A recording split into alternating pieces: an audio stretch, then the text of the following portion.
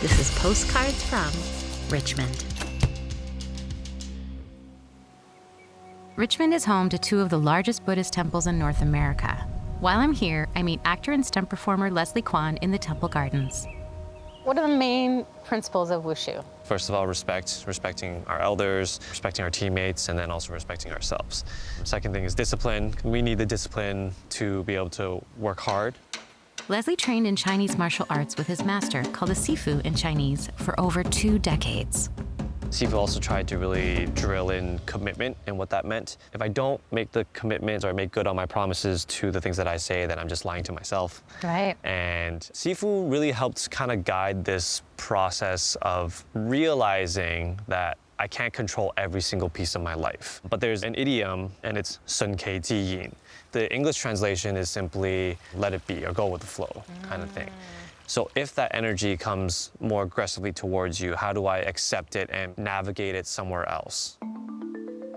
Go with the flow is such a hard lesson, and I feel like, I don't know if it's a Western cultural thing or a human thing that we do want to control. We want to have control over our environment and our relationships, and that practice of like, okay, how do I shift and now respond to this new thing? It sounds really valuable.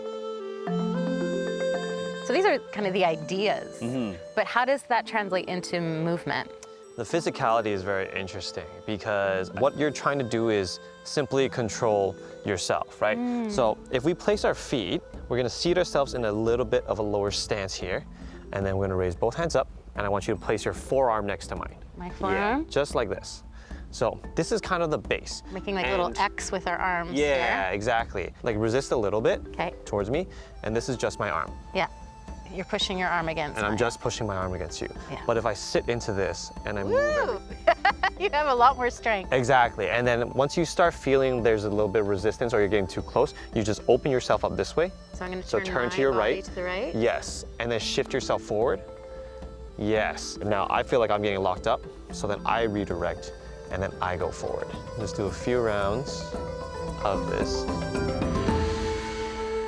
Going in like a slow circle feels quite nice. But I'm noticing that I do need to bring my attention to not tipping my at the waist to tip back. So it's like don't run away from it. Right. Right? Because if I lean back or if I lean forward, I'm being too aggressive with it. It is remarkable. This is like a physical, embodied experience of the concept, right? Of like staying steady and like central and standing tall in a way and not letting yourself be pushed over, but doing that within your capacities. And certainly for me, like my disabled body, that feels really like available.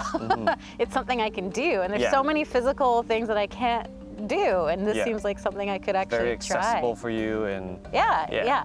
So if I were gonna try to bring in just like a little bit of a daily practice, what are a couple moves I could do? There's a beginner's kind of meditational pose that we start with. It's called jamjong. And you start with your feet a little bit wider than shoulder. I'm gonna shift my weight back onto my heels. And then from here, focus in on your dantian, which is around your belly button That core. area. Yeah. And then sink. And as I push down, my legs and my knees open to allow my dantian to go through. And then just hold here and stay here.